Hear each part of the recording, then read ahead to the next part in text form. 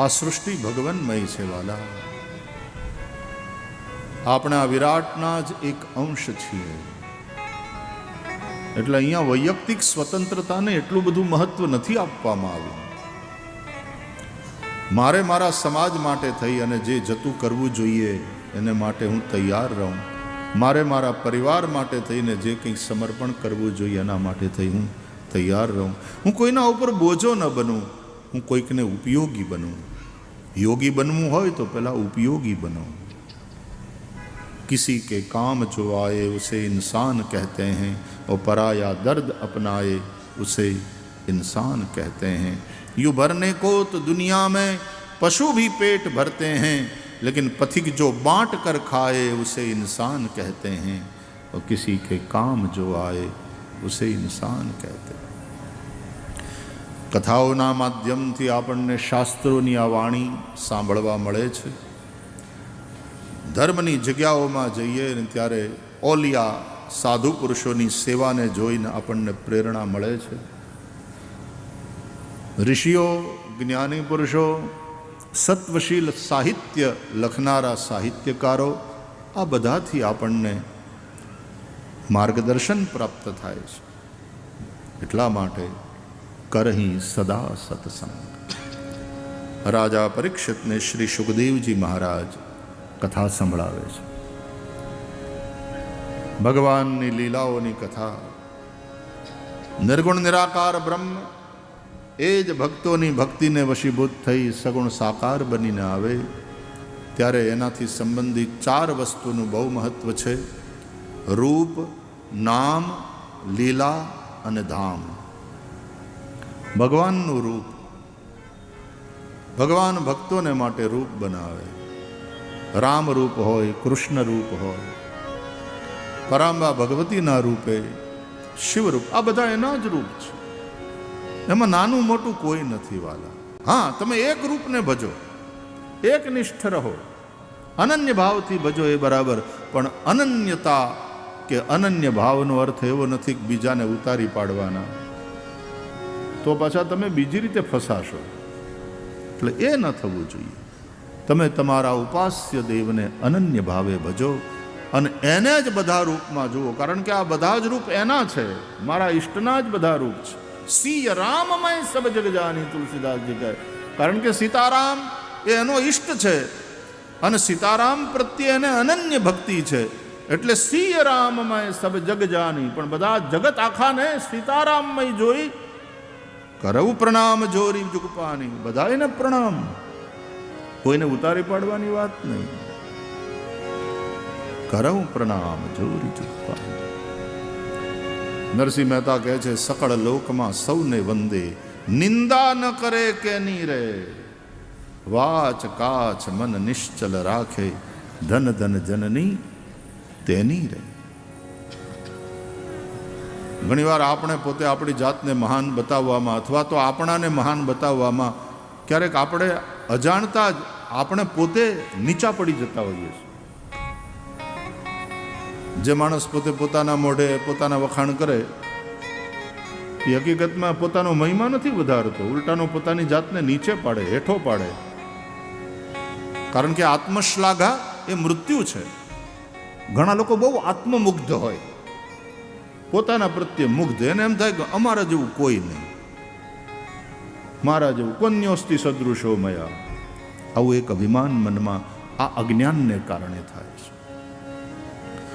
તો અનન્યતા એક અલગ વસ્તુ છે.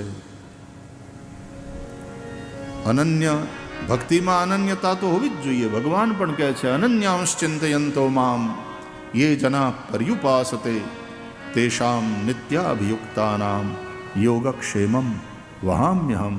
પણ પછી આપણે એ આપણા ઈષ્ટને બધા જ રૂપોમાં જોઈ, કારણ કે એનું જ આ બધું રૂપ છે. સૌને વંદન કરવા, કોઈને નીચા ન ગણવા, કોઈને ઉતારી ન પાડવા. અનન્ય ભાવ.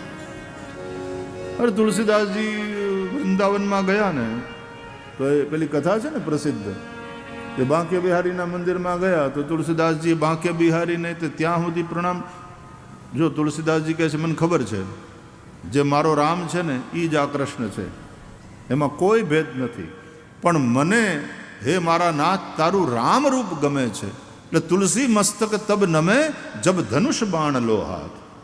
થોડી વાર આ મુરલી હેઠી મૂકી અને હાથમાં ધનુષ બાણ લો, મને એ ગમે છે.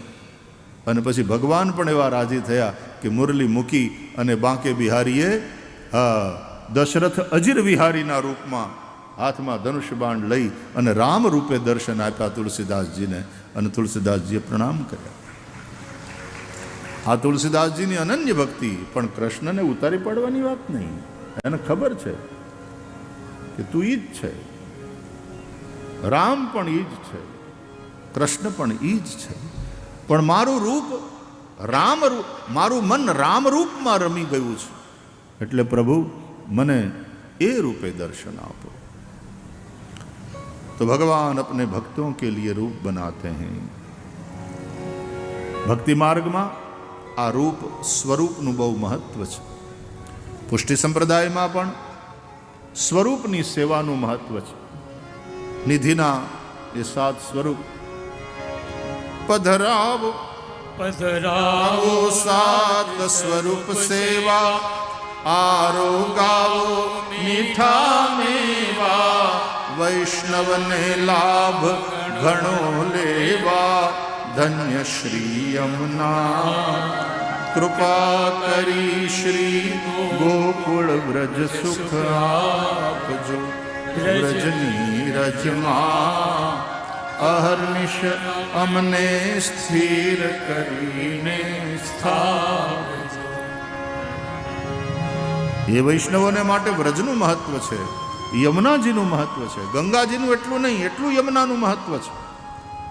તમે પકડી રાખો કોઈ એકને, પણ બીજા કોઈને ઉતારી પાડવાની પ્રવૃત્તિ નકામી. એ અજ્ઞાનજન્ય છે. અનન્યતા જડતા ન બની જવી જોઈએ, નહીં તો નુકસાન થશે. અનન્યતા જરૂરી છે ભક્તિ માર્ગમાં. પણ આપણો એ જ ઈષ્ટ આ બધા જ રૂપોમાં અભિવ્યક્ત થયો છે. તુલસીદાસજીની આ દ્રષ્ટિ કેટલી સ્વસ્થ છે. સિય રામ મય સબ જગ જાની, કરવું પ્રણામ જોરી જુગ. તો રૂપ, બીજું નામ. એ રામ નામ હોય કે કૃષ્ણ નામ હોય કે શિવ નામ હોય, તમારા ઈષ્ટન દરેક દેવતાઓને લગતી સહસ્ત્રનામાવલી મળે છે. ગણેશ સહસ્ત્રનામાવલી છે, શિવ સહસ્ત્રનામાવલી છે, દેવી સહસ્ત્રનામાવલી છે, વિષ્ણુ સહસ્ત્રનામાવલી. નામનું મહત્વ છે. નામનું સ્મરણ અને નામનું સંકીર્તન. સ્વરૂપની સેવા અને સ્વરૂપના દર્શન, નામનું સ્મરણ અને નામનું સંકીર્તન. ત્રીજી વાત, લીલા. ભગવાનની લીલાઓ, રામ રૂપે જે લીલા છે, કૃષ્ણ રૂપે જે લીલા છે. ભગવતી ભાગવતમાં પરાંબા ભગવતીની જે લીલા છે, શિવ પુરાણમાં ભગવાન શિવની જે લીલાઓ, આ લીલાઓ એની કથાઓ થાય. એ કથાનું ગાયન, એ કથાનું શ્રવણ. અને ચોથું ધામ. એ ધામનું મહત્વ. જ્યાં ભગવાન પ્રગટ થયા એ ધામ અયોધ્યા. સ્વામિનારાયણ સંપ્રદાયો છપૈયા, એનું કેટલું મહત્વ. ભગવાન સહજાનંદ સ્વામી મહારાજનું પ્રાગટ્ય સ્થાન. એ ધામનું મહત્વ.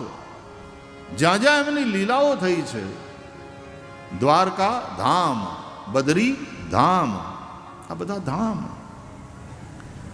તો રૂપ, નામ, લીલા અને ધામ. ભક્તિ માર્ગમાં આ ચારેયનું મહત્વ છે.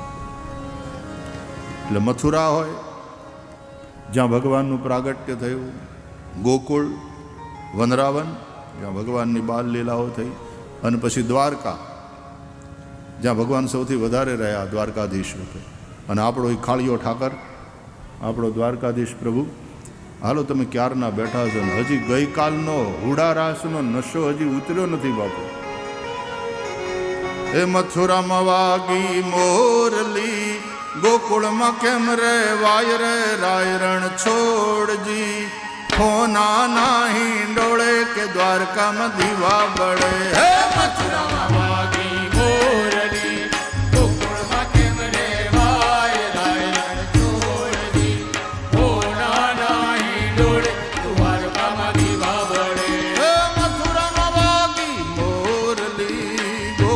ગોકુળમાં કેમ રે વાય રે રાય રણ છોડજી હો નાના હિંડોળે કે દ્વારકામાં દીવા બળે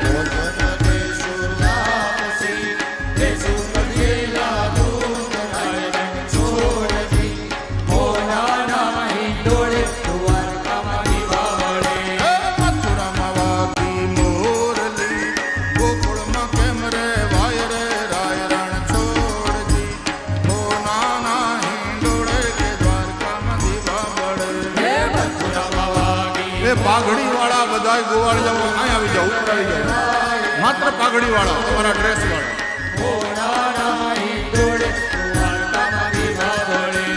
મથુરામાં વાગી મોરલી ગોકુળમાં કેમ રે વાય રે રાય રણ છોડ ઓ નાના હિંડોળે કે દ્વારકામાં દીવા બળે મથુરામાં વાગી મોરલી ગોકુળમાં કેમ રે વાય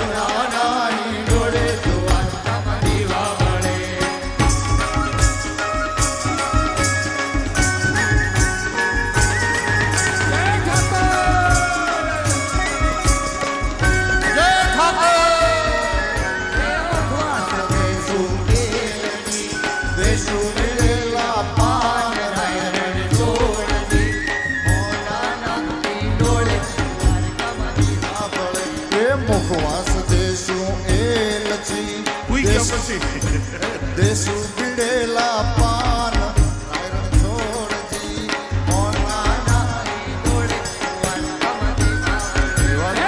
ઉઈ ગયા પછી પાછું ઉઠાડીને પાન ન ખવડાવાય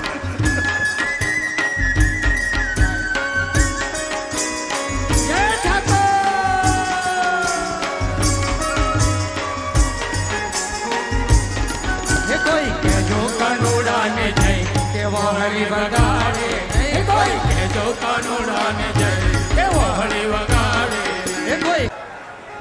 શ્રી શુક ઉવાચ કદાચિદૌત્થાનિક કૌતુકાપ્લવે જન્મર્ક્ષયોગે સમવેતયોષિતામ વાદિત્રગીતદ્વિજમંત્રવાચકૈઃ ચકાર સૂનોરભિષેચનમ સતી. સુખદેવજી મહારાજે ભગવાનની અન્ય બાલ લીલાઓની કથા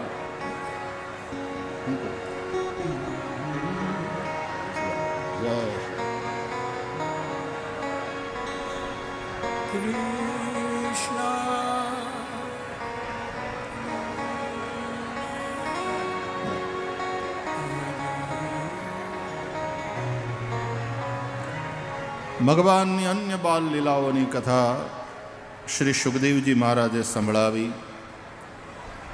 એકવાર શ્રી કૃષ્ણનું જન્મ નક્ષત્ર હતું. ગોકુલમાં ઉત્સવ થઈ રહ્યો હતો. અનેક લોકો આવ્યા હતા. બ્રાહ્મણો વેદઘોષ કરતા હતા. સુતમાગધ બંદીજનો સ્તુતિપાઠ કરતા હતા. ભગવાન બાલકૃષ્ણ ઉપર અભિષેક થયો. માં યશોદાએ શૃંગાર કર્યો લાલાનો. બ્રાહ્મણોએ આશીર્વાદ આપ્યા. યશોદા મૈયાએ લાલાને સ્તનપાન કરાવ્યું અને પછી એક બળદગાડાની નીચે જોડી બાંધી એમાં બાલકૃષ્ણ પ્રભુને પધરાવ્યા. ઉત્સવ ઉજવાઈ રહ્યો હતો, ધમાલ ચાલી રહી હતી. એમાં કંસનો મોકલેલો શકટાસુર આવ્યો. એણે આ શકટમાં પ્રવેશ કર્યો. ભગવાન રડવા લાગ્યા. ઉત્સવની ધમાલમાં બાલકૃષ્ણ પ્રભુના રુદનના અવાજને કોઈએ સાંભળ્યો નહીં. રડતા રડતા ભગવાને ગાડાને પાટું મારી. ગાડું તૂટ્યું, શકટભંગ થયો. ભગવાને શકટાસુરનો નાશ કર્યો. એ ગાડામાં જે માટલા હતા માટીના એ ફૂટી ગયા. એમાં દૂધ, દહીં, માખણ, ઘી આવા દધી પદાર્થો ભરાયા હતા, ભરેલા હતા. એ બધા ઢોળાઈ ગયા. નંદ બાબા અને ગોવાળિયાઓ દોડતા આવ્યા. બાલકૃષ્ણ રડતા હતા ત્યાંથી એને ઉપાડી લીધા. યશોદા મૈયાને સોંપ્યા. શું થયું, શું થયું, શું થયું? ધમાલ બોલી ગઈ. ત્યાં નનકુડા છોકરાઓ બધા રમતા હતા. એણે કહ્યું કે જશોદા મૈયા, તમારો લાલો તમે હુવડાવીને ગયા, એ તો ઊંઘતો હતો, પછી ખબર નહીં કેમ જાગી ગયો, રડવા માંડ્યો. રડતા રડતા એણે એક એવી પાટું મારી કે ગાડું તૂટી ગયું. મારો લાલો પાટું મારે, ગાડું તૂટી જાય, આ વાત બુદ્ધિમાં બેસે એવી નથી. સારું થયું માથે ન પડ્યું. મારા કનૈયા ઉપરથી ઘાત ગઈ. યશોદા મૈયાએ વળી પાછા બ્રાહ્મણોને બોલાવ્યા, ગ્રહ શાંતિ કરાવી, પોતાના લાલાને આશીર્વાદ અપાવ્યા. જેમ પૂતના એ કંસની મોકલેલી હતી, કંસેન પ્રહિતા ઘોરા પૂતના બાલઘાતિની, એ જ રીતે આ શકટાસુર પણ કંસનો મોકલેલો હતો. કંસ એટલે દેહાભિમાન. એના દ્વારા મોકલેલા આ બધા અસુરો દેહાભિમાનથી આ બધી આસુરી વૃત્તિઓ ઉત્પન્ન થાય છે. શકટાસુર એટલે ભોગાસક્તિ, મટીરિયાલિસ્ટિક લાઈફ, ખાઓ પીઓ ને મજા કરો એવી વૃત્તિ. ધર્મને માનવાનો નહીં. ભગવાન તો કેવો ભગવાન, કોણે જોયો છે? ભગવાનના હોવાની સાબિતી શું? 2 ચોપડી ભણી લીધા એટલે ભગવાનના હોવાની આપણે સાબિતી માગીએ કે ભગવાનના હોવાની સાબિતી શું? તું પોતે, તું છે મતલબ ઈ છે. તું પૂછે છે, તું બોલે છે એટલે ઈ બોલે. એની અંદર બેઠો છે, તારી અંદર, હવની અંદર એ જ બેઠો છે. એટલા માટે કહે છે કે હર વ્યક્તિ હરિ કા હસ્તાક્ષર હૈ. વેદો કહે છે પુરુષ એ વેદમ સર્વમ. આ જે કંઈ છે એ બધું ભગવાનનું જ સ્વરૂપ છે. સર્વમ ખલુ ઇદમ બ્રહ્મ. આ ભાવ આપણા વેદો, આપણા ઋષિઓએ આપણને આપ્યો છે. ખાઓ પીઓ ને મજા કરો એટલા માટે જીવન નથી. જરૂર મજા કરો, પણ જીવન માત્ર આટલું જ નથી. ભોગ બુદ્ધિ છોડી અને યોગ બુદ્ધિ જીવનમાં હોવી જોઈએ. ભોગી માણસો પાપ કરે અને ભોગે રોગ ભયમ.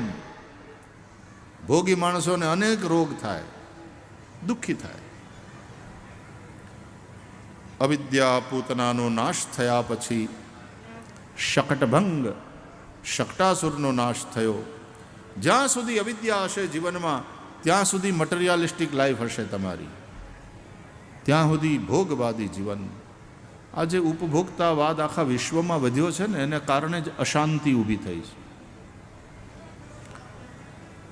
શકટાસુરના ઉદ્ધાર પછી ભગવાને તૃણાવર્તનો ઉદ્ધાર કર્યો.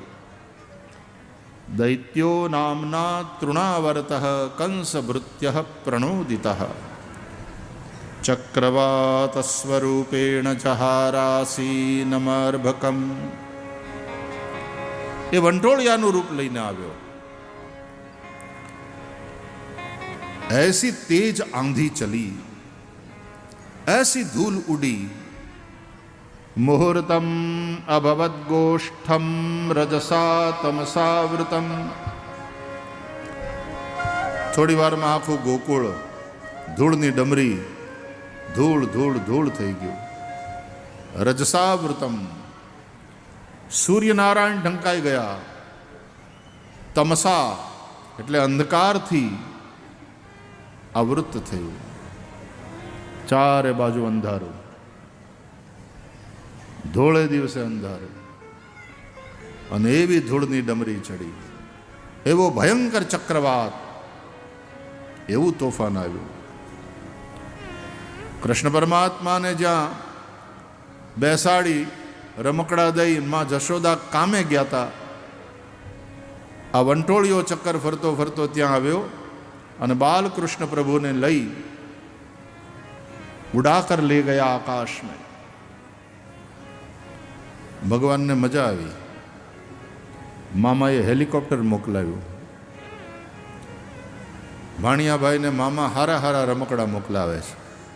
કંસ મામા પેલા ઢીંગલી મોકલાવી તો ભાણિયાભાઈએ તોડી નાખી.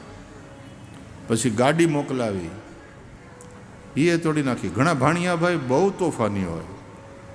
રમકડા હારામાં હારા એને લઈ આવી દો, લાંબા ટકે નહીં. તો હવે હેલિકોપ્ટર મોકલાવ્યું. તૃણાવર્ત ભગવાનને લઈને આકાશમાં ઉપર ગયો. એને એમ થયું કે હવે હું મથુરા જઈ અને આ બાળક કંસને સોંપી દઉં. કંસ પોતાને હાથે એને મારી નાખશે, મને ઇનામ આપશે. ભગવાને કહ્યું, જો ભાઈ, આવ્યો તું તારી મરજીથી, બાકી હવે જઈશ તું મારી મરજીથી ને હું જ્યાં મોકલું ત્યાં જ જઈશ. એકવાર જે મારે શરણે આવે એ ત્યાં જાય છે જ્યાં ગયેલાઓ ક્યારેય પાછા આવતા નથી. યદ ગત્વા ન નિવર્તન્તે તદ્ધામ પરમમ મમ. વિચાર કરો, ભગવાનને વેર ભાવે ભજનારાને પણ ભગવાને સદગતિ આપી છે. તો ભગવાનને જે ભક્તિભાવથી ભજે એની સદગતિમાં શું આશ્ચર્ય, એની પરમ ગતિ તો થાય જ. ભગવાન કહે છે કે હું 11 વર્ષનો ન થાઉં ત્યાં સુધી વ્રજની ભૂમિને છોડીને ક્યાંય બહાર ન જાઉં. ભગવાન વ્રજમાં રહ્યા ને ત્યાં સુધી ભગવાને 5 નિયમોનું પાલન કર્યું છે. પહેલો નિયમ, 11 વર્ષ સુધી વ્રજની ભૂમિને છોડવાની નહીં, ક્યાંય જવાનું નહીં. બીજો નિયમ, સીવેલા લુગડા પહેરવાના નહીં. કૃષ્ણ પરમાત્મા જ્યાં સુધી વ્રજમાં રહ્યા છે ત્યાં સુધી પીતાંબર, ઉત્તરીય, સીવેલા વસ્ત્ર નથી પહેર્યા. માથે પાઘડી, તૈયાર નહીં, કાયદેસર ફેંટો બાંધવાનો આવે. અથવા તો મોર મુકુટ, બરહા પીડમ નટવર વપુહુ. બરહ એટલે મોરપંખ, આ પીડ એટલે મુકુટ. બરહા પીડમ, મોરપીંછનો મુકુટ. વનની સંપત્તિના જ આભૂષણ ભગવાને ધારણ કર્યા જ્યાં સુધી વ્રજમાં રહ્યા.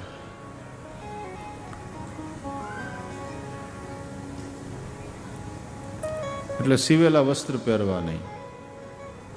11 વર્ષ સુધી વ્રજની ભૂમિને છોડીને ક્યાંય જવું નહીં. બીજું, સીવેલા વસ્ત્ર પહેરવા નહીં. ત્રીજો નિયમ, હાથમાં હથિયાર લેવું નહીં. જ્યાં સુધી ભગવાન વ્રજમાં રહ્યા ત્યાં સુધી હાથમાં શસ્ત્ર નથી લીધું. જે જે અસુરોનો ઉદ્ધાર કર્યો એ બધાને વગર શસ્ત્રે માર્યા છે. હાથમાં હથિયાર નથી લીધું. વ્રજ તો પ્રેમીઓની ભૂમિ છે અને પ્રેમીઓને ઘાયલ કરવા માટે તો ભગવાનની સુંદર મૂર્તિ એ હથિયાર છે. શ્રી કૃષ્ણની મધુર મુસ્કાન એ પ્રેમીઓને ઘાયલ કરે છે. શ્રી કૃષ્ણની પ્રેમપૂર્ણ ચિતવન એ બધા ભક્તોને ઘાયલ કરે છે. અસુરોને મારવા માટે કોઈ હથિયાર નથી લીધું. ચોથો નિયમ, વાળ કપાવવા નહીં.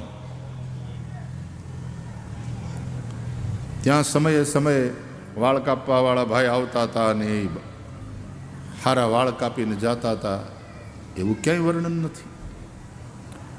श्री कृष्ण की घुंघराली लंबी लंबी अलकें जुल्फें वो लहराती, वाળ કપાવવા નહીં.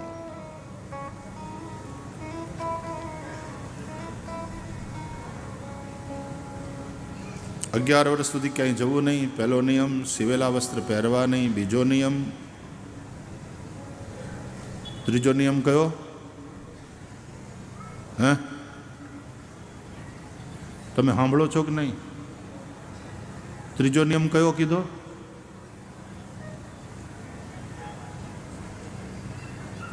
હાથમાં હથિયાર લેવું નહીં.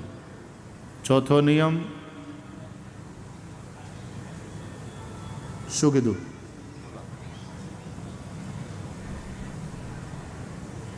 ચોથો નિયમ કયો કીધો?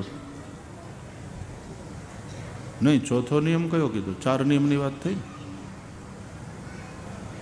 11 સુધી ક્યાંય જાવ, 11 વર્ષ સુધી બહાર જવાનું નહીં, હિવેલા વસ્ત્ર પહેરવાના નહીં, હાથમાં હથિયાર લેવું નહીં. ચોથો નિયમ વાળ કપાવવા નહીં. અને 5મો નિયમ એટલે પગમાં જોડા પહેરવા નહીં. ભગવાને ઉઘાડે પગે આંટા માર્યા છે વૃંદાવનમાં, વ્રજમાં, અને એટલા માટે જ વ્રજમાં રજનું મહત્વ છે. વ્રજમાં રજનું મહત્વ. આ 5 નિયમોનું ભગવાને પાલન કર્યું જ્યાં સુધી વ્રજમાં રહ્યા. તો તૃણાવર્ત આકાશમાં લઈ ચાલ્યો ભગવાન શ્રી કૃષ્ણને. ત્યાં સુધી તો ભગવાને મોજ કરી કે વાહ, હેલિકોપ્ટર મામાએ મોકલાવ્યું, બહુ સારું છે, આ હેલિકોપ્ટરની રાઈડ બહુ સરસ. પણ હવે એમ કહે કે હું મથુરા લઈ જાઉં ને કંસને સોંપી દઉં, તો ભાઈ એ ન થાય. 11 વર્ષ સુધી મારે વ્રજ છોડીને ક્યાંય બહાર જવાનું થતું નથી. એટલે ભગવાને પોતાનું વજન વધાર્યું. એવા ભારી થઈ ગયા બાલકૃષ્ણ પ્રભુ, તૃણાવર્તથી એ વજન ઉચકાયું નહીં. એને એમ થયું કે ઉતાવળમાં જશોદાના લાલાને બદલે મોટી પથ્થરશિલાને તો નથી ઉપાડી લાવ્યો ને. ગોકુળમાં નંદજીના ફળિયામાં થોડેક આઘે એક નીલ રંગની બહુ મોટી પ્રસ્તર શિલા, પથ્થરની શિલા પડેલી.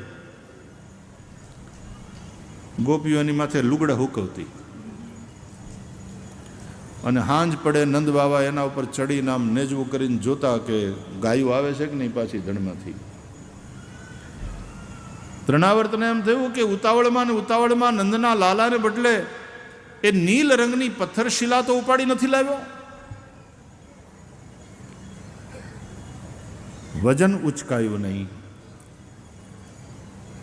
એને એમ થયું કે હવે આને છોડી દઉં, અહીંથી પાડું, ઊંચાઈથી ફેંકી દઉં ને એટલે આ બાળક મરી જશે. ભગવાન ગળે વળગી ગયા બરાબર કે ભલા માણા, હારે આવ્યા પછી હારે જ જવાનું હોય. પાર્ટનરશિપ એટલે પાર્ટનરશિપ, આમ અધવચ્ચે છોડી ન દેવાય. ભગવાનને એમ થયું અંતે યા મતિ સા ગતિ, આવો નિયમ છે. અંતે જેવી મતિ એવી ગતિ. આ હું વિચાર કરતો હતો કે ઓલી પથ્થર શિલાને ઉપાડી નથી લાવ્યો ને ભૂલમાં, એટલે ભગવાને એના ઉપર જ એને પછાડ્યો. આપણી ભાષામાં ગામડામાં લોકો કે ફોદા વેરણાઈ ગયા, એની માથે પડ્યો ને ફોદા વેરણાઈ ગયા. એ મૃત્યુ પામ્યો. તૃણાવર્તનો ઉદ્ધાર થયો. ભગવાને તૃણાવર્તનો ઉદ્ધાર કર્યો. આચાર્યો એનો અર્થ કહે છે ઇન્દ્રિયોમાં રહેલા રજોગુણ અને તમોગુણનો પ્રભાવ ભગવાને નષ્ટ કર્યો. કારણ કે ગોકુલ એટલે ઇન્દ્રિયોનો સમૂહ. આંધી આવી, તોફાન આવ્યું, એને કારણે મુહૂર્તમ અભવત ગોષ્ઠમ રજસા તમસાવૃતમ. રજ એટલે ધૂળ અને તમ એટલે અંધારું. પણ બીજા અર્થમાં ગોકુલ એટલે ઇન્દ્રિય સમૂહ, રજ એટલે રજોગુણ ને તમ એટલે તમોગુણ. આપણી ઇન્દ્રિયો જ્યારે રજોગુણ અને તમોગુણના પ્રભાવમાં આવી જાય ત્યારે રજોગુણથી ચંચલતા આવે, તમોગુણથી જડતા આવે. ચંચલતા અને જડતા એ બંને ભજનની અંદર વિઘ્નરૂપ છે. રજોગુણથી જ કામ, ક્રોધ, લોભ બધું ઉત્પન્ન થાય. એ પણ બાધા ઉત્પન્ન કરે ભજનની અંદર.